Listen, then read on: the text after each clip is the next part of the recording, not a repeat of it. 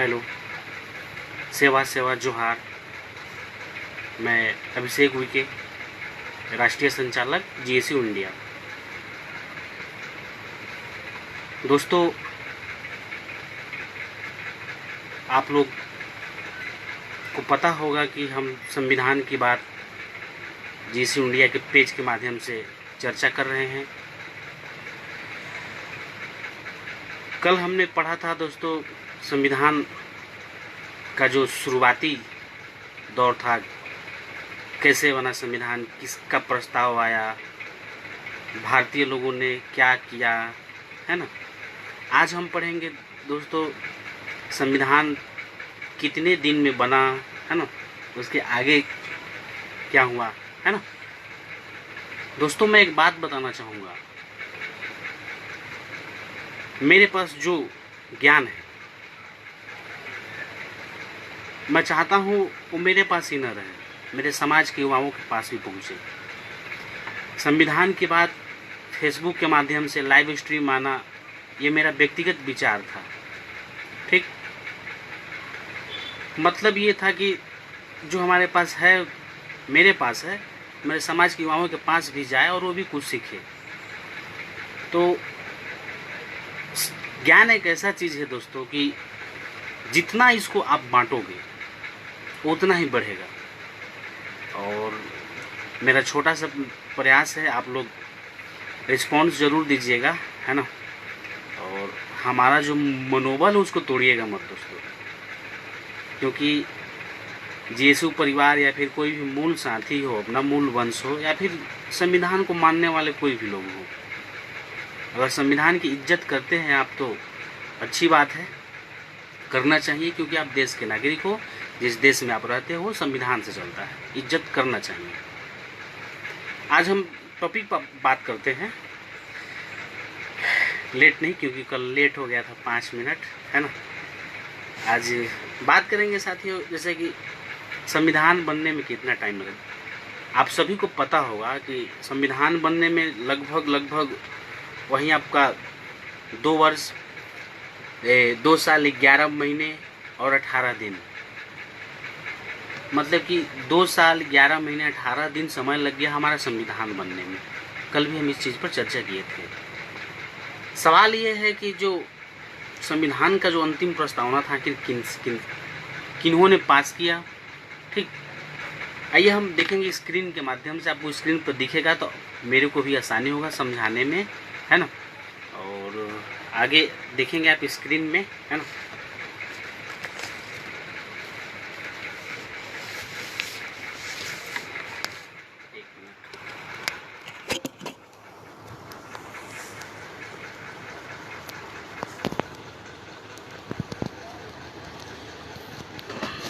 देखिए, आइए स्क्रीन सबको दिखाई दे रहा होगा, है ना।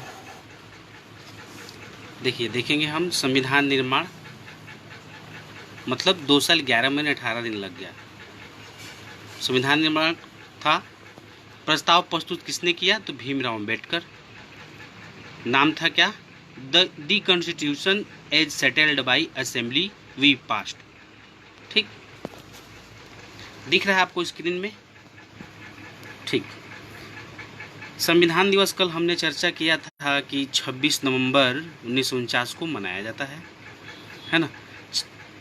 संविधान सभा द्वारा पारित हुआ था इस दिवस को मनाने के लिए, और 26 नवंबर 1949 को ही संविधान आंशिक रूप से लागू हो गया, और पूर्णतः 26 जनवरी 1950 को संविधान पूर्ण रूप से लागू हुआ। मतलब ये है, सवाल ये बनता है कि भारत का संविधान पूर्ण रूप से लागू कब हुआ, परीक्षा में पूछता है, तो जवाब होना चाहिए 26 जनवरी 1950, और आंशिक रूप से पूछेगा तो 26 नवंबर 1949।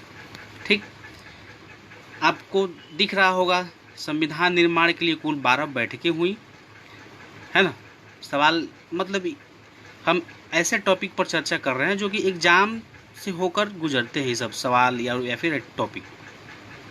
तो अगर आप पढ़ने लिखने छात्र हैं, पढ़ते लिखते हैं, तो आपको इस चीज़ पर ध्यान देना चाहिए, या फिर नौकरी से मतलब नहीं है तो कम से कम जानना चाहिए, खासकर हमारे युवाओं को। तो दोस्तों देख रहे होंगे कि संविधान निर्माण के लिए कुल 12 बैठकें हुई। कुल 12 बैठक हुई। पहली बैठक आप देख रहे हैं 9 दिसंबर 1946 और अंतिम बैठक 24 जनवरी 1950। ठीक, अब हम बात करेंगे कि संविधान सभा की अंतिम बैठक। जाहिर सी बात है, अगर कोई कार्य कर रहे हैं तो शुरुआती और अंतिम में आखिर क्या हुआ है ना, मतलब बीच का जो समय गुजरा परिणाम के रूप में आता है। तो देखेंगे दोस्तों कि संविधान सभा की अंतिम बैठक कब हुई। आप देख रहे हैं संविधान सभा की अंतिम बैठक 24 जनवरी 1950। ठीक, उस अंतिम बैठक में कितने लोग शामिल थे। ठीक, सवाल ये पूछता है कि स्क्रीन पर दिख रहा है, एक मिनट,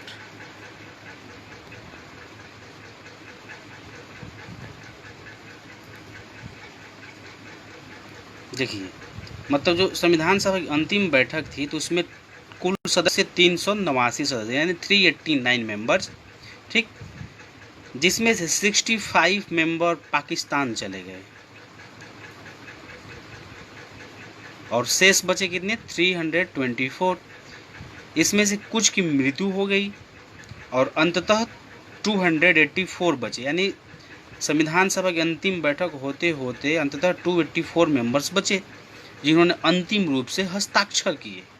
किस पर? जो संविधान, जो कॉन्स्टिट्यूशन था, है ना, उस पर अंतिम रूप से हस्ताक्षर किए और भारत में पूर्ण रूप से 26 जनवरी 1950 से हमारा संविधान लागू हो गया। तो जब लागू हुआ तो बहुत लोगों का कथन था, हम जानेंगे आखिर किनका कथन क्या था। देखते हैं, जो इम्पोर्टेंट है, जो एग्ज़ाम में पूछता है, अक्सर उन्हीं की हम बात करेंगे। देखिए, जैसे कि संविधान सभा के बारे में जो कथन था, लॉर्ड विस्काउट ने कहा कि ये हिंदुओं का निकाय है। सवाल पूछता है साथियों कि किस पुरुष ने बोला कि संविधान जो है हिंदुओं का निकाय है, तो जवाब होगा लॉर्ड विस्काउट। ठीक, संविधान सभा बड़े समुदाय का प्रतिनिधित्व करती है। किसने कहा? विंस्टन चर्चिल, जो कि उस समय ब्रिटेन के प्रधानमंत्री थे। पिछले टॉपिक में हमने पढ़ा था कि संविधान सभा, माफ़ कीजिएगा, विंस्टन चर्चिल जो थे वो ब्रिटेन के प्रधानमंत्री थे जब द्वितीय विश्व युद्ध चल रहा था। तो उन्होंने ही कहा कि संविधान सभा बड़े समुदाय का प्रतिनिधित्व करती है। ठीक, अब हम आगे देखेंगे।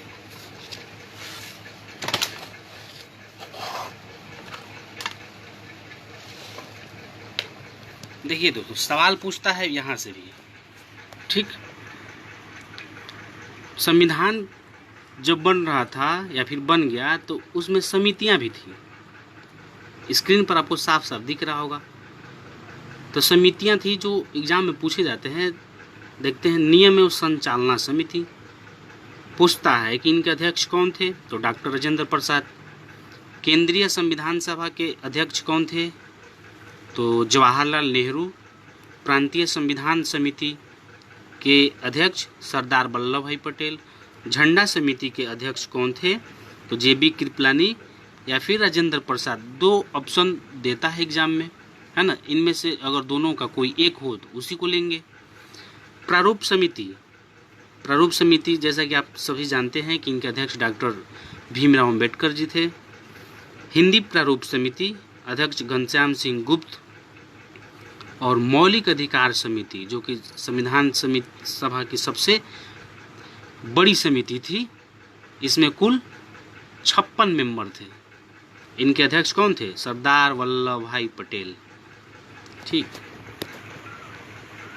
कुछ इम्पोर्टेंट बात है जो सवाल एग्जाम में पूछता है साथियों। जैसा कि देखिए कि संविधान सभा के संवैधानिक सलाह कौन थे। संविधान सभा के संवैधानिक सलाहकार तो BN राव। ठीक, संविधान सभा में कांग्रेस के एकमात्र सदस्य, ये भी पूछता है। संविधान सभा में कांग्रेस के एकमात्र सदस्य KM मुंशी। ये भी सवाल पूछता है कि संविधान सभा में महिला सदस्यों की संख्या कितनी थी, तो जवाब होगा 15। उनमें से कुछ प्रमुख महिलाएं थी, दुर्गा देशमुख, हंसा मेहता, सरोजनी नायडू, जिनको भारतीय कोकिला कहा जाता है। ठीक,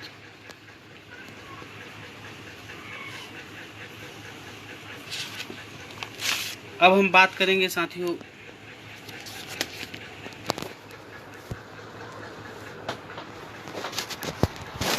प्रस्तावना, संविधान की प्रस्तावना। मतलब कि संविधान की जो प्रस्तावना थी, एक तरफ से हम बोलेंगे ये संविधान का छोटा रूप है। जैसे कि ये संविधान जो है बहुत बड़ा है, हमारा संविधान विश्व का सबसे बड़ा लिखित संविधान है। तो उसी संविधान लिखित जो है उसका मतलब टोटली निचोड़ है प्रस्तावना। मतलब कि संविधान क्या क्या हमें देता है, क्या क्या हमें सिखाता है, कैसे हमें अपने जीवन में एक दूसरे के प्रति कैसे व्यवहार करना है, मतलब सारी बातें प्रस्तावना में लिखी गई है। ठीक है, तो हम उसकी चर्चा करेंगे कि आखिर प्रस्तावना है क्या, प्रस्तावना में कौन कौन से शब्द हैं, प्रस्तावना में कहाँ कहाँ से शब्द लिए गए, है ना। इन सारी चीज़ों को हम जानेंगे स्क्रीन के माध्यम से। आप स्क्रीन पर देखेंगे। आइए हम देखते हैं स्क्रीन पर, ताकि आपको भी आसानी होगी। देखिए, संविधान की प्रस्तावना। तो संविधान की प्रस्तावना में भी 4 प्रमुख तत्व हैं। कौन कौन? संविधान के अधिकार का स्रोत, भारत की प्रकृति कैसी होगी, संविधान का उद्देश्य क्या होगा, संविधान लागू होने की तिथि। मतलब ये संविधान की प्रस्तावना है जो हमें देश के नागरिकों के लिए, है ना, देश में रह रहे नागरिक के लिए क्या क्या प्रस्तावना में लिखित है, उन सारी बातों को जानेंगे, क्या क्या हमारे अधिकार हैं। आइए बात करेंगे पहले, जो पहला है संविधान के अधिकार का स्रोत, उनके बारे में जानेंगे आखिर ये क्या है। संविधान के अधिकार का स्रोत जो है क्या है, मतलब कि शुरुआत होती है प्रस्तावना का, जो सेंटेंस है शुरुआत हो, we the people of India, यानी हम भारत के लोग। भारत का संविधान कहता है संविधान का समस्त शक्ति या अधिकार जनता में निहित है। आप देख रहे हैं स्क्रीन पर, आपको दिख रहा होगा। संविधान के अधिकार का स्रोत का मतलब ये है कि हम भारत के लोग, भारत का संविधान कहता है, ठीक, संविधान का समस्त शक्ति या अधिकार जनता में निहित है। मतलब ये है कि संविधान का जो भी पावर है, शक्ति है, इन सब का शक्ति किन में निहित है? तो जनता में निहित है। जनता ही लोकतंत्र का सबसे बड़ा पावर है, संविधान का सबसे बड़ा पावर है। ये सवाल पूछता है साथियों, ठीक, संपूर्ण शक्ति भारत की किस में निहित है? तो आंसर होना चाहिए जनता। ठीक, अब हम बात करेंगे ये जो दूसरा था भारत की प्रकृति। आखिर भारत की प्रकृति कैसी रहेगी, हम इस पे बात करेंगे। देखिए, आपको दिख रहा होगा स्क्रीन में भारत की प्रकृति, है ना। हमने याद करने के लिए थोड़ा शॉर्टकट फॉर्म लिखा है SSPL, यानी भारत की प्रकृति कैसी होनी चाहिए? संपूर्ण प्रभुत्व संपन्न, यानी हम बिना किसी बाहरी हस्तक्षेप के हम सेल्फ डिपेंड हैं। हम एक मतलब कि ऐसे राष्ट्र हैं जो हम बिना किसी बाहरी हस्तक्षेप के अपना सारा निर्णय, कार्य या फिर योजना करते हैं, बनाते हैं या फिर फैसला लेते हैं। समाजवादी, भारत की प्रकृति समाजवादी होनी चाहिए। तीसरा है पंथ निरपेक्ष, जिसको हम धर्म निरपेक्ष बोलते हैं। चौथा है लोकतंत्रात्मक गणराज्य, मतलब भारत की प्रकृति ऐसी होनी चाहिए। एक बात यहाँ है, ठीक, अब देखेंगे आखिर यहाँ तीसरा था संविधान का उद्देश्य क्या होगा। देख रहे होंगे आप, तो हम जानेंगे आखिर संविधान का उद्देश्य क्या है। तो आइए देखेंगे।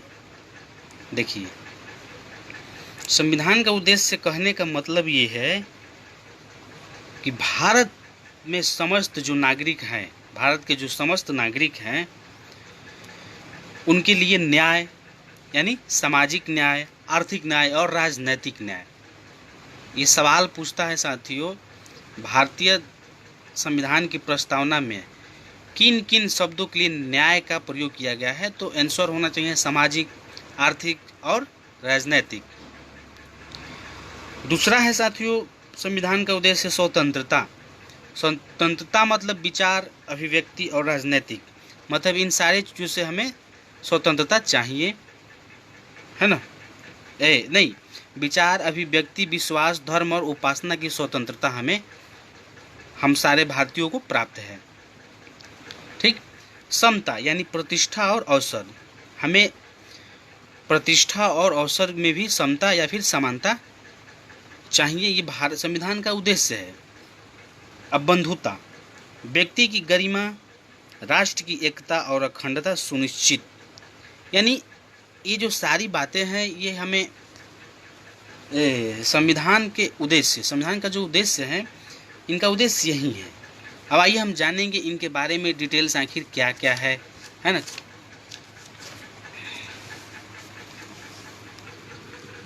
दोस्तों एक इम्पोर्टेंट बात है, सवाल पूछता है ना, तिथि यानी 26 नवंबर 1949, देख रहे होंगे आप स्क्रीन में, ये जो 26 नवंबर 1949, मिति मार्गशीर्ष शुक्ल सप्तमी संवत, ये मतलब सन है 2006 विक्रमी।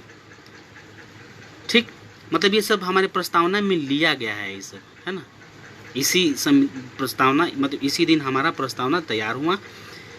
अब अंत में प्रस्तावना में लिखा गया है कि एतत् द्वारा इस संविधान को अंगीकृत, अधिनियमित, आत्मर्पित करते हैं। मतलब इस प्रतियोगी परीक्षाओं में साथियों सवाल पूछता है, इसी को ये दे देगा, है ना, अंगीकृत, अधिनियमित, आत्मर्पित, इसका क्रम पूछता है। ठीक है, आप क्रम याद रखेंगे, अंगीकृत, अधिनियमित और आत्मर्पित, है ना। ये नहीं आत्मर्पित पहले नहीं होगा, अगर परीक्षा में ऐसे बनाएंगे तो गलत होगा, ये क्रम पूछता है। ठीक, अब हम देखेंगे प्रस्तावना के संबंध में क्या क्या बातें हैं। देखिए, प्रस्तावना के संबंध में भारतीय संविधान की प्रस्तावना को संविधान की विषय सूची या भूमिका कहा गया है। ठीक, भूमिका विषय सूची आप समझ रहे होंगे, आपके पाठ्य पुस्तक में देखने को मिलता होगा। पहला चैप्टर में क्या है, दूसरे चैप्टर में क्या है, मतलब ये सब सारी चीज़ें क्या है, ये विषय सूची है। अब दूसरा बात यहाँ देखेंगे प्रस्तावना को संविधान का संक्षिप्त रूप भी कहा गया, जैसे मैंने अभी बताया कि प्रस्तावना को संविधान का संक्षिप्त रूप भी कहा गया है। दोस्तों इम्पोर्टेंट बात यह है, प्रस्तावना के बारे में थोड़ा और जानेंगे, आइए देखेंगे। देखिए, प्रस्तावना,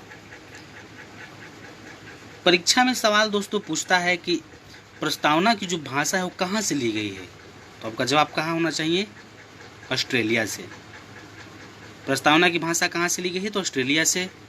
ठीक, जो उद्देशिका प्रस्ताव प्रस्तुत हुआ किनके द्वारा हुआ, तो जवाहरलाल नेहरू द्वारा। कब हुआ, तो 13 दिसंबर 1946, यानी प्रस्तावना का जो प्रस्ताव है कब पारित हुआ, 1946 में 13 दिसंबर। किनके द्वारा, तो जवाहरलाल नेहरू द्वारा।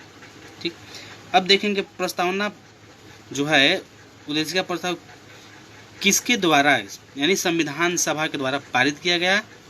उद्देशिका प्रस्ताव U4 उद्देशिका प्रस्ताव पारित संविधान सभा के द्वारा 22 जनवरी 1947 को। कुछ प्रस्तावना को लेकर कुछ महत्वपूर्ण बातें हैं, आइए हम उसको जानेंगे। देखिए, सवाल पूछता है कि प्रस्तावना को कहाँ से लिया गया है, तो आपको जवाब दिख रहा होगा, अमेरिका। ठीक, दूसरा है अमेरिका के संविधान में पहली बार प्रस्तावना को अपनाया गया। सवाल बनता है कि प्रस्तावना को पहली बार कहाँ अपनाया गया, किस देश ने अपनाया, तो जवाब होना चाहिए अमेरिका। सबसे इम्पोर्टेंट बात, संविधान की शक्ति किसमें निहित है। परीक्षा में आपको कितना भी घुमा के पूछ दे, संविधान की पावर, शक्ति, सर्वे सर्वा कुछ भी हो, तो संविधान की एक तरफ से सबसे मजबूत स्तंभ जनता है। तो है, देख रहे हैं आप, संविधान की शक्ति किन में निहित है, जनता में। देखेंगे संविधान अपनी अंतिम अधिकार शक्ति किससे प्राप्त करती है, जनता से। मतलब संविधान संबंधित अगर कुछ भी शक्ति या फिर अधिकार की बात है तो जनता के पास है ना। लोकतंत्र की सर्वोच्च शक्ति जनता में निहित है। आप इन तीन वाक्यों को देख रहे होंगे, आप पढ़ के खुद समझिए कि आखिर जनता कितना पावरफुल है ना। आइए हम संविधान की प्रस्तावना को पढ़ेंगे दोस्तों, आखिर क्या है। तो एक बार पढ़ लेते हैं, है ना। प्रस्तावना के महत्वपूर्ण शब्दावलियाँ जो भी है ना, हम पढ़ेंगे प्रस्तावना क्या है, तेजी से पढ़ेंगे। हम भारत के लोग भारत के संपूर्ण प्रभुत्व संपन्न समाजवादी पंथ निरपेक्ष लोकतंत्रात्मक गणराज्य बनाने के लिए तथा उसके समस्त नागरिकों को सामाजिक, आर्थिक और राजनैतिक न्याय, ठीक, विचार, अभिव्यक्ति, विश्वास, धर्म और उपासना की स्वतंत्रता, प्रतिष्ठा और अवसर की समता प्राप्त कराने के लिए तथा उन सब में व्यक्ति की गरिमा और राष्ट्र की एकता और अखंडता सुनिश्चित करने वाली बंधुता बढ़ाने के लिए दृढ़ संकल्प होकर अपनी इस संविधान सभा में आज तारीख 26 नवंबर 1949 ईस्वी मिति मार्गशीर्ष शुक्ल सप्तमी संवत 2006 विक्रमी को एतद द्वारा इस संविधान को अंगीकृत, अधिनियमित और आत्मार्पित करते हैं। ये तिथि परीक्षा में पूछे जाते हैं दोस्तों, है ना। संविधान सभा की प्रस्तावना कब पारित हुई, तो याद रखिएगा ये चीज़ पूछता है, मिति मार्गशीर्ष शुक्ल सप्तमी संवत 2006 विक्रमी, और इसका क्रम पूछता है अंगीकृत, अधिनियमित और आत्मार्पित। ठीक, आगे हम बात करेंगे, है ना।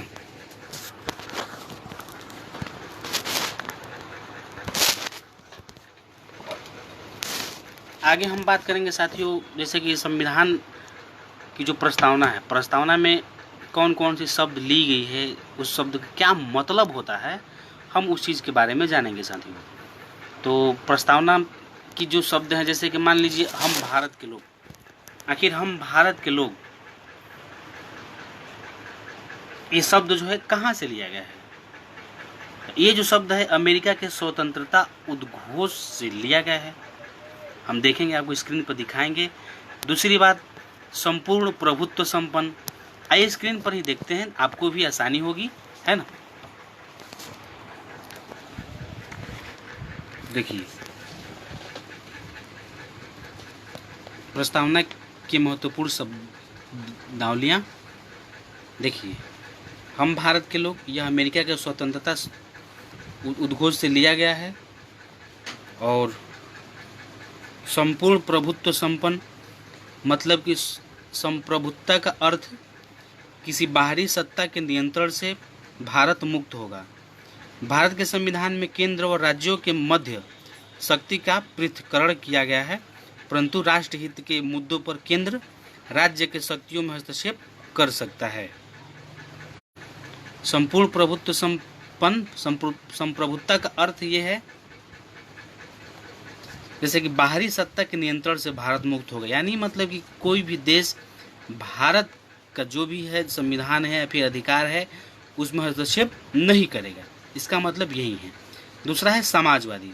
समाजवादी का मतलब है आर्थिक विषमता को कम करके आर्थिक विकास के लिए सभी नागरिकों को समान अवसर प्रदान करना, ठीक, एवं प्रत्येक नागरिक को आर्थिक, सामाजिक और राजनीतिक न्याय उपलब्ध कराना, यह हमारे प्रस्तावना में है। यह है पंथ निरपेक्ष। पंथ निरपेक्ष आखिर है क्या, समझते हैं। सरकार धर्म के प्रति तटस्थ रहेगी, ठीक। तटस्थ मतलब कि सरकार धर्म को लेकर कुछ जो है, मतलब ये घोषित नहीं करेगी कि ये देश का ये धर्म होना चाहिए, है ना, या फिर देश का कोई राष्ट्रीय धर्म होना चाहिए, मतलब ये सरकार का काम नहीं है, ठीक है। आप स्वतंत्र हैं किसी भी धर्म को अपनाने के लिए। दोस्तों लोकतंत्र, लोकतंत्र एग्जाम में पूछता है, लोकतंत्र क्या शब्द है, तो ग्रीक लोकतंत्र यानी डेमोक्रेसी। डेमोक्रेसी कौन सा शब्द है, तो ग्रीक शब्द है डेमोस और क्रारिया से मिलकर बना है। डेमोस मतलब जनता होता है, क्रारिया मतलब शासन होता है, यानी लोकतंत्र का मतलब जनता का शासन, ठीक।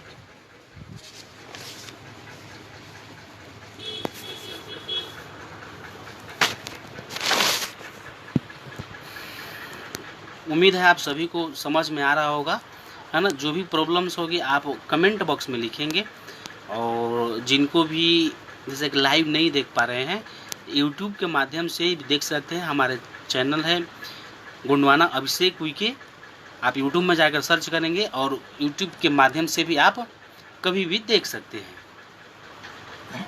पेज को शेयर करना ना भूलिएगा और लाइक कमेंट जरूर कीजिएगा जो भी प्रॉब्लम हो। अब हम बात करेंगे दोस्तों संविधान का एक महत्वपूर्ण अंग जिसको बोलते हैं 42वां संविधान संशोधन 1976। मतलब एक ये ऐसा संशोधन है, एग्जाम में इसे हमेशा सवाल बनते हैं साथियों, यानी 42वां संविधान आखिर क्या है। इसको भारत का मिनी संविधान भी कहा जाता है, यानी मैंने भारत का छोटा संविधान भी बोल सकते हैं। आइए हम जानेंगे स्क्रीन के माध्यम से, ताकि आपको पढ़ने में समझने में थोड़ा आराम रहेगा। आइए हम पढ़ेंगे आखिर क्या है 42वां संविधान संशोधन 1976। देखिए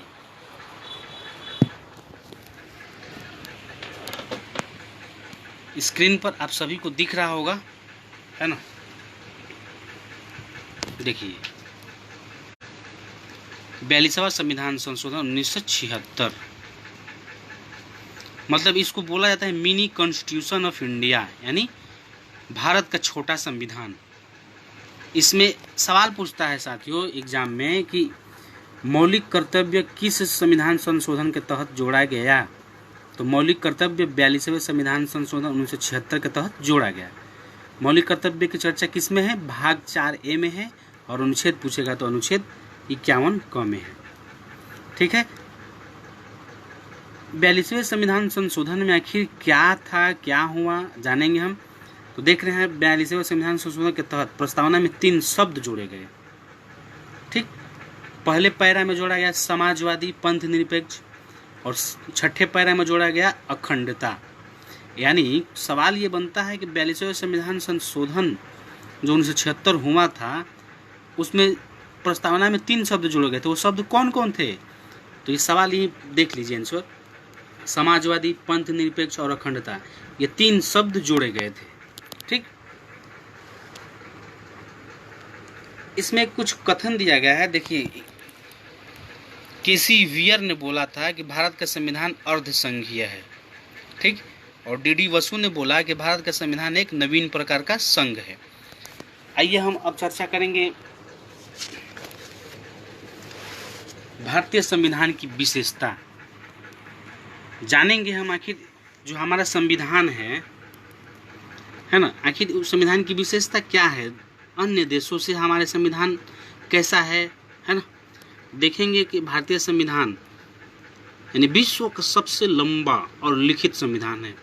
पहले दिन हम लोगों ने पढ़ा था विश्व का सबसे लंबा और लिखित संविधान किनका है, तो हमारे भारत का है। इसमें विभिन्न देशों स्रोतों के संविधान से लिए गए समागम है ना, विभिन्न स्रोतों का समागम है। हमारा संविधान नम्यता और अनम्यता का मिश्रण है, या फिर हम बोल सकते हैं लचीला और कठोरता का मिश्रण है। कैसे है हम आगे जानेंगे। ठीक है, देखिए सवाल परीक्षा में पूछता है हमेशा।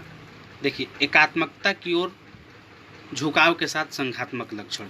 देखिए भारतीय संविधान का जो एकात्मकता की ओर झुकाव के साथ संघात्मक लक्षण है, आइए हम जानेंगे कैसे है, क्या है एकात्मकता लक्षण, क्या है संघात्मक लक्षण। देखिए आप खुद पढ़ेंगे आपको भी समझ आएगा। देखिए भारतीय संविधान में एकात्मक लक्षण या गैर संघीय लक्षण क्या है। देखिए एकात्मक लक्षण जानेंगे हम। देखिए एक संविधान एकात्मक लक्षण मतलब कि राज्य और देश जो भारत है सभी के लिए संविधान एक समान है।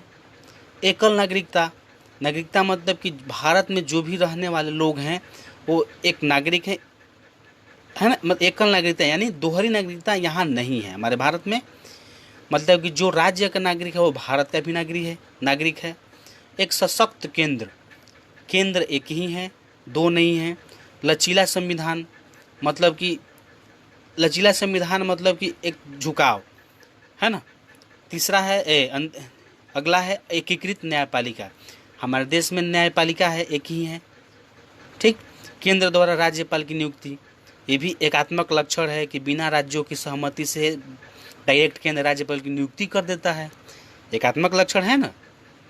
अखिल भारतीय सेवा देश में एक ही है ना।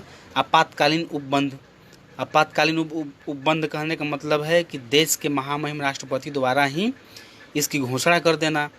ठीक, राज्य की विधेयकों पर राष्ट्रपति की अनुमति स्वीकृति, जैसे राज्य में कोई विधेयक बिल पारित होता है तो राष्ट्रपति अपनी अंतिम सहमति अनुमति या फिर स्वीकृति जो भी देता है वो भी एकात्मक लक्षण है, यानी वो किसी से पूछ के नहीं देगा भाई।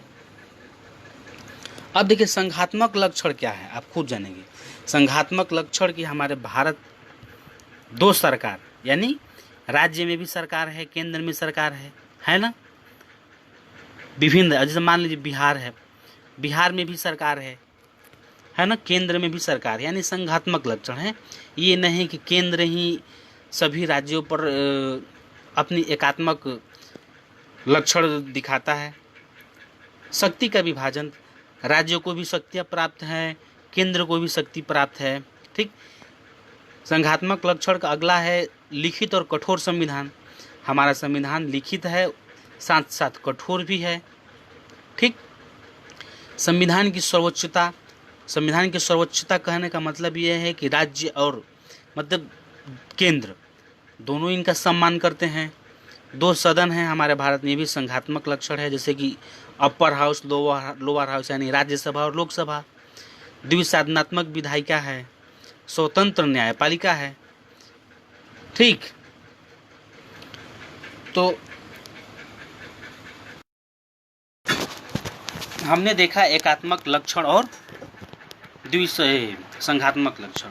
अब जैसे कि मान लीजिए प्रधानमंत्री को या फिर कोई भी फैसला लेना होगा, कहीं कहीं वो एक अपने हिसाब से फैसला ले लेते हैं। जैसे केंद्र कभी कभी राज्यपाल, सुने होंगे, राज्यपाल की नियुक्ति कर देता है, तो बिना राज्यपाल से बिना राज्य से पूछे ही कर देता है।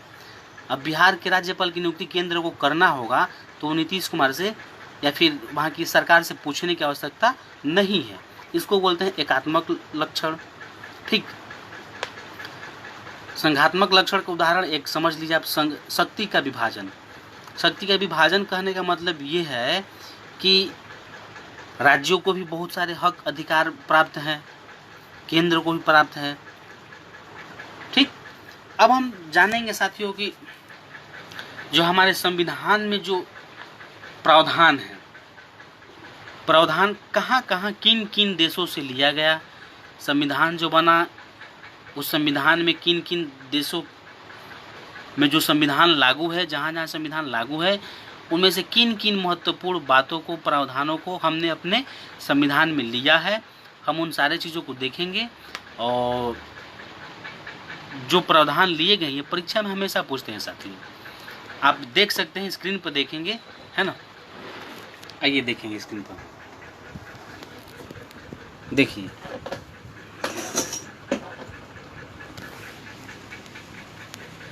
देख रहे हैं। देखिए ब्रिटेन से भी हमारे संविधान में ली गई है प्रावधान। क्या क्या है देखिए, संसदीय शासन व्यवस्था, यानी संसदीय शासन व्यवस्था ब्रिटेन से ली गई है, देख रहे हैं आप स्क्रीन में। प्रधानमंत्री का पद, सबसे महत्वपूर्ण बात, प्रधानमंत्री का पद कहाँ से लिया गया है, तो ब्रिटेन से। मंत्रिमंडलीय शासन व्यवस्था, मंत्रिमंडल का लोकसभा के प्रति सामूहिक उत्तरदायित्व, एकल नागरिकता, एकीकृत केंद्रीकृत न्यायपालिका, नाम मात्र के कार्यपालिकों की नियुक्ति, विधि का शासन, ये सारे कहाँ से लिए, ब्रिटेन से। आप इन चीज़ों को देख सकते हैं। अमेरिका से लिया गया है लिखित संविधान, प्रस्तावना लिया गया है जो अभी हमने चर्चा किया, मौलिक अधिकार लिया गया है, संविधान की सर्वोच्चता हम भारत के लोग, प्रस्तावना में हमने पढ़ा, उसको भी लिया गया है। राष्ट्रपति का पद, याद रखिएगा, राष्ट्रपति का पद अमेरिका के संविधान से लिया गया है। राष्ट्रपति पर महाभियोग अमेरिका के संविधान से लिया गया है। उपराष्ट्रपति का पद, राज्यसभा का पदेन सभापति, वित्तीय आपातकाल, न्यायिक पुनर्विलोकन, ये सारे चीज़ कहाँ से लिए गए हैं, अमेरिका से लिए गए हैं। आप पढ़ सकते हैं स्क्रीन पे। रूस से क्या क्या लिए गए हैं देखते हैं, जानेंगे हम। रूस से लिया गया है मौलिक कर्तव्य, न्याय संबंधी आदर्श, यानी सामाजिक, आर्थिक और राजनीतिक न्याय। पंचवर्षीय योजना रूस से लिया गया है और योजना योग भी रूस से लिया गया है। अब देखेंगे ऑस्ट्रेलिया से, हमने पढ़ा अभी प्रस्तावना की भाषा, केंद्र और राज्य के मध्य शक्ति का बंटवारा ऑस्ट्रेलिया से ही है। समवर्ती सूची कहाँ से है? तो ऑस्ट्रेलिया से लिया गया है। अब देखेंगे कनाडा से क्या लिया गया है? संघीय शासन व्यवस्था, राज्यपाल का पद। देखा हमने प्रधानमंत्री का पद ब्रिटेन से लिया गया है, राष्ट्रपति का पद अमेरिका से लिया गया है ना।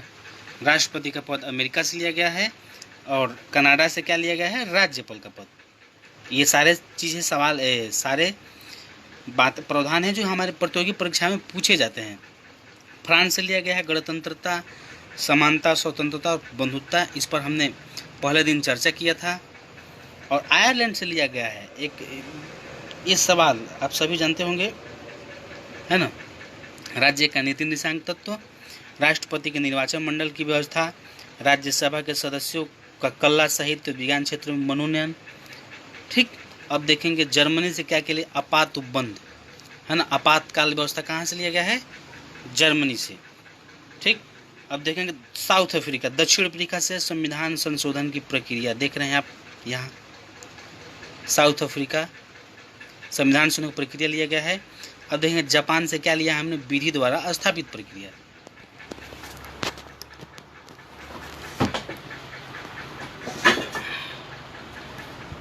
आप देख रहे होंगे, आप ये सब पढ़ रहे हैं तो किताब के माध्यम से भी याद कर सकते हैं। बहुत महत्वपूर्ण सारे ये सब प्रावधान थे जो हमारे संविधान में लिया गया है और अनेक देशों, विभिन्न देशों के प्रावधानों का समागम है हमारा संविधान।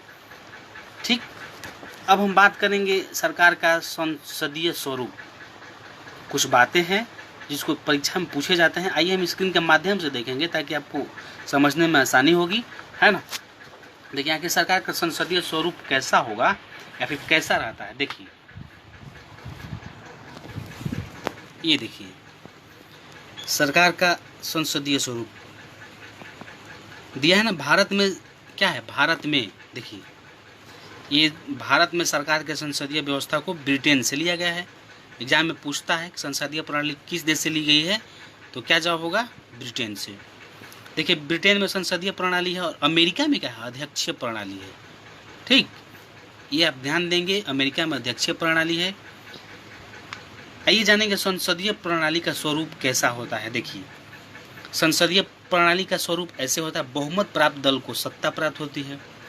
ऐसा नहीं, आपने देखा होगा केंद्र या फिर राज्य में जिस पार्टी का वोट विधायक या सांसद ज़्यादा रहता है, एग्जाम्पल पर तो ले लीजिए। ठीक, जैसे मान लीजिए बिहार राज्य है, वहाँ जो विधानसभा सीट है वहाँ 243 यानी 243 है और उसमें से बहुमत कम से कम आपको चाहिए 127, है ना। तो जो पार्टी 127 सीट प्राप्त करती है उसको सत्ता दे दी जाती है। यानी राज्यों के हिसाब से, वहाँ सीट के हिसाब से जो पार्टी या दल बहुमत प्राप्त पाता है वो उस दल को सत्ता दी जाती है। पीएम और सीएम का नेतृत्व, राज्य में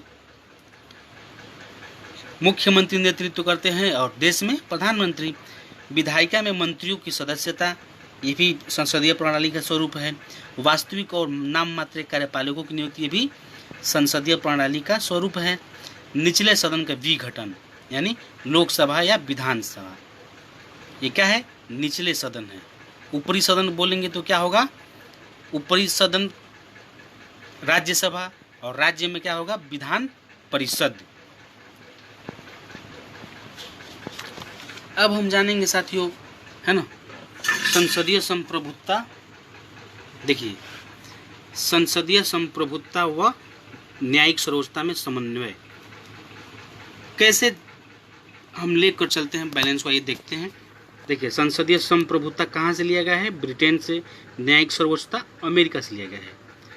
दोस्तों ये सवाल एक बनता है कि संसदीय संप्रभुता का नियम कहाँ से लिया गया है? तो ब्रिटेन से, और न्यायिक सर्वोच्चता अमेरिका से।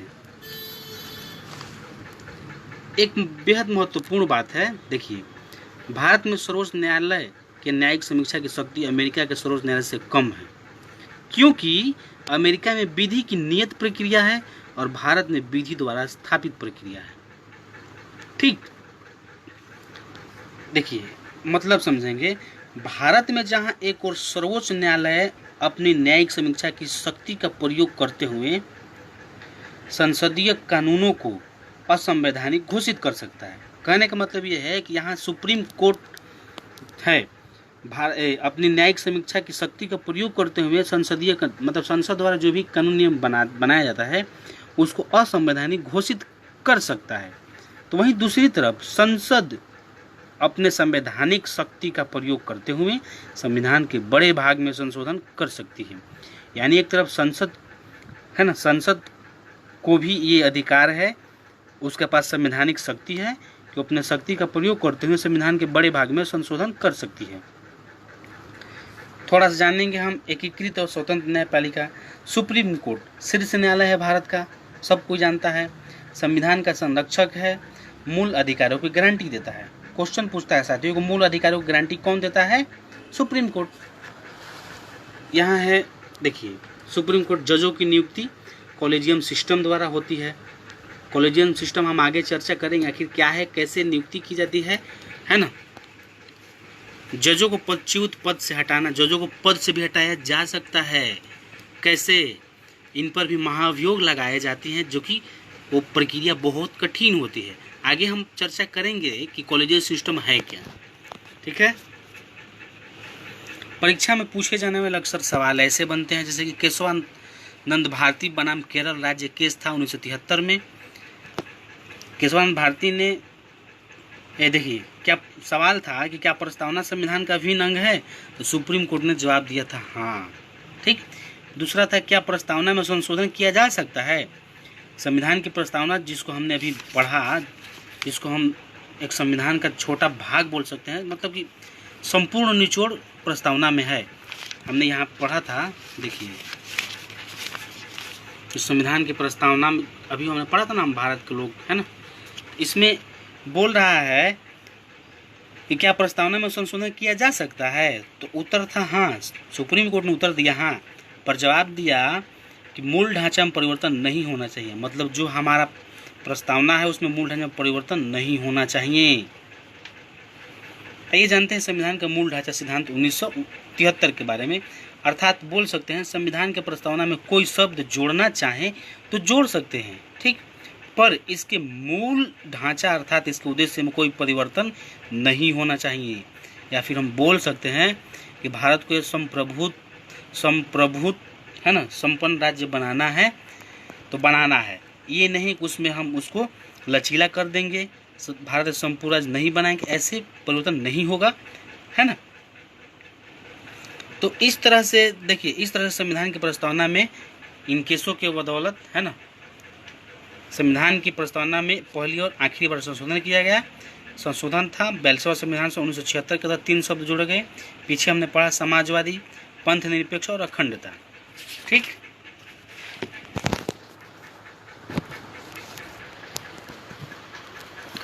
दोस्तों 10 मिनट और टाइम है, हम कल टॉपिक पर चर्चा करेंगे। शुरुआत करेंगे भारत में आखिर क्या क्या प्रावधान है, क्या क्या अनुच्छेद हैं, हमारा क्या मतलब योगदान है, या फिर हमारे क्या अधिकार है, हमारे क्या कर्तव्य हैं, इन सारी चीज़ों को हम जानेंगे। कल चर्चा करेंगे। कुछ बातों को हैं हम अभी जान लेंगे, तो हमारे संविधान में कितनी भाग हैं, कितनी अनुसूचियां हैं, कितने अनुच्छेद हैं, इन सारी चीज़ों को जानना होगा, है ना। और ये जो हमारे संविधान की बात लाइव स्ट्रीमिंग चल रही है, अब ज़्यादा से ज़्यादा इनको शेयर करेंगे।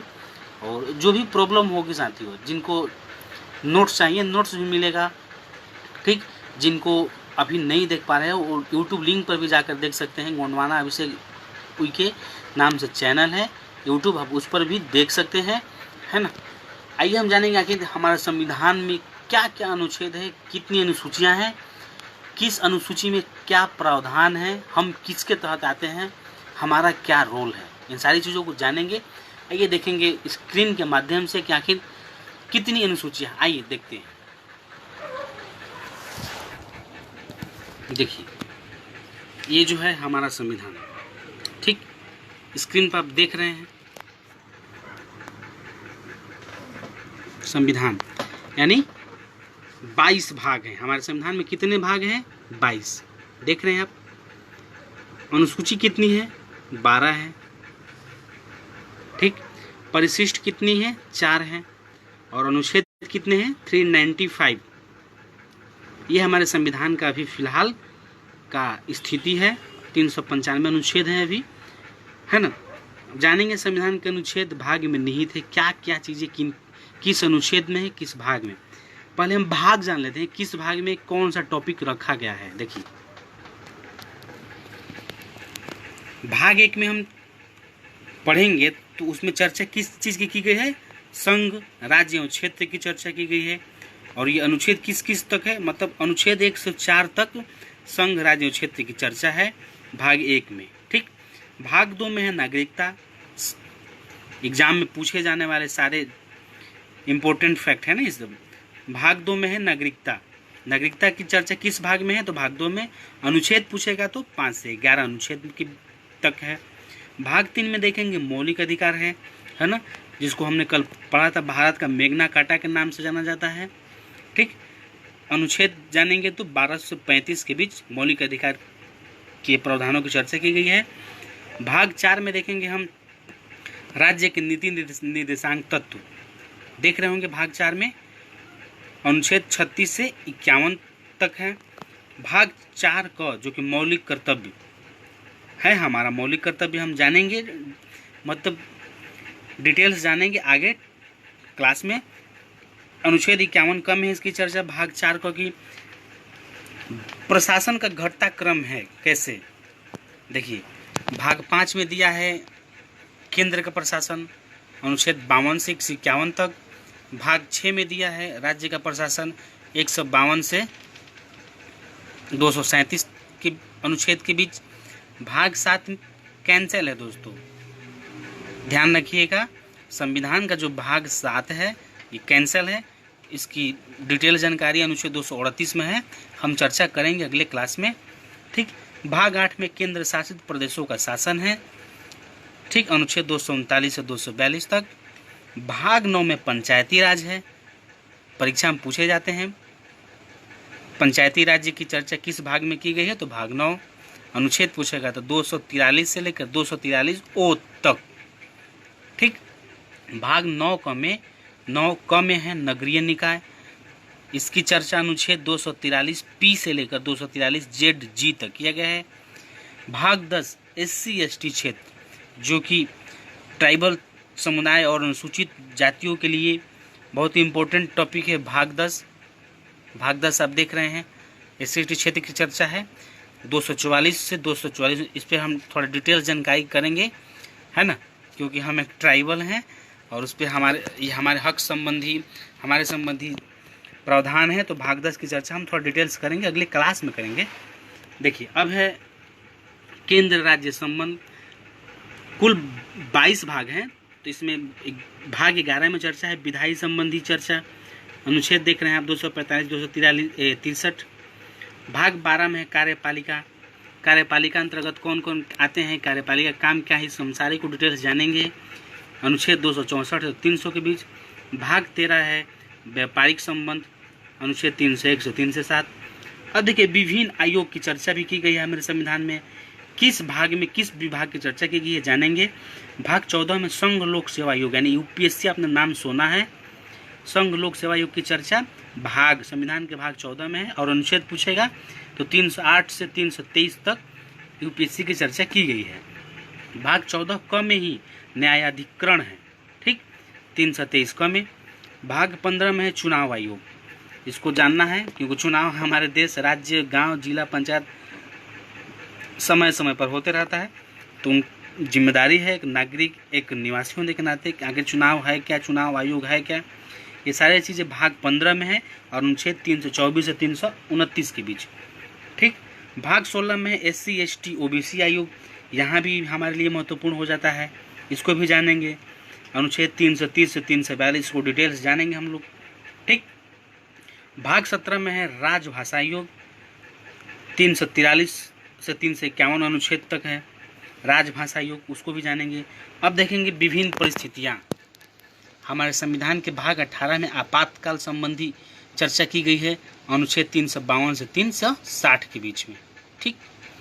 भाग 19 में देखेंगे हम राष्ट्रपति और राज्यपाल की चर्चा हुई है, अनुच्छेद 361 से 367 के बीच। भाग 20 में संविधान संशोधन की चर्चा है। अनुच्छेद 368 में भाग 21 है संक्रमणकालीन विशेष उपबंध 369 से 392 के बीच।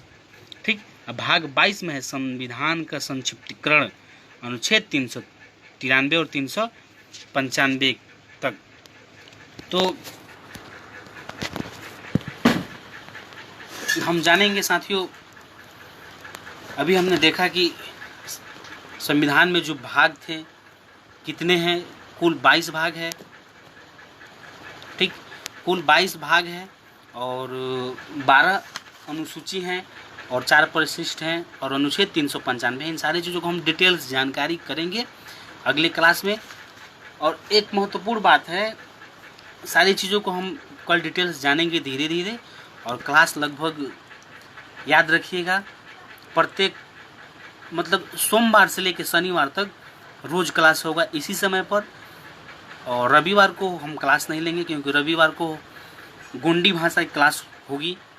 ठीक, उसका भी आपको समय सारणी जारी कर दिया जाएगा। और दोस्तों कमेंट में आप ज़रूर बताइएगा आखिर संविधान की क्लास कैसी लग रही है ना, क्योंकि हमें जानने की आवश्यकता है दोस्तों, खासकर हमारे ट्राइबल समुदाय को जो कि शिक्षा से कोसों दूर है। ये हमारी छोटी सी कोशिश है, प्रयास है कि अपने भाई बहनों के पास लाइव स्ट्रीमिंग के माध्यम से पहुँचे, क्योंकि हमारे संविधान में हमारे लिए क्या चीज़ें हैं, संविधान को जाने, चाहे वो पढ़ाई करते हो या फिर नागरिक हो या फिर देश के वासी हो, सारे लोग संविधान की लाइव स्ट्रीमिंग जो संविधान की बात चल रही है आप उसमें ज़रूर भाग लें। और जब संविधान की बात चर्चा चल रही है तो कम से कम आप अपने साथ एक कॉलम में कॉपी रख सकते हैं, है ना, जो आपको बातें अच्छी लगती हैं आप उसको नोट्स कर सकते हैं। और जिन साथी को, जिन दोस्त को प्रॉब्लम आ रही है वो कमेंट बॉक्स में प्रॉब्लम सहित कमेंट करेंगे, उनके हिसाब से जो भी उनके पास सुविधा होगी हम उस सुविधा को देने के लिए कोशिश करेंगे। और जेसीयू जो कि एक बहुत महत्वपूर्ण काम कर रहा है समाज, ट्राइबल समाज के लिए एक अच्छा विकल्प है और उन्हीं के माध्यम से ये संविधान की बात चर्चा हो रही है। तो हम कल इसी समय रात 8 बजे से 9 बजे के बीच अगले टॉपिक के साथ हम पुनः आपके साथ होंगे, है ना। जैसे कि कल लोगों ने कुछ बोला था, किसी मित्र ने ये बोला था कि संविधान में मतलब बोर्ड की, दोस्तों बोर्ड मैंने कल भी बताया था कि मैं भी एक मामूली अध्ययनरत छात्र हूँ। अपनी सुविधा हिसाब से आपको जो हम मेरे पास है ज्ञान उस हिसाब से मैं आपको कोशिश करता हूँ कि आपको मिले। ठीक है, फिर सेवा जोहार, कल मिलेंगे इसी समय।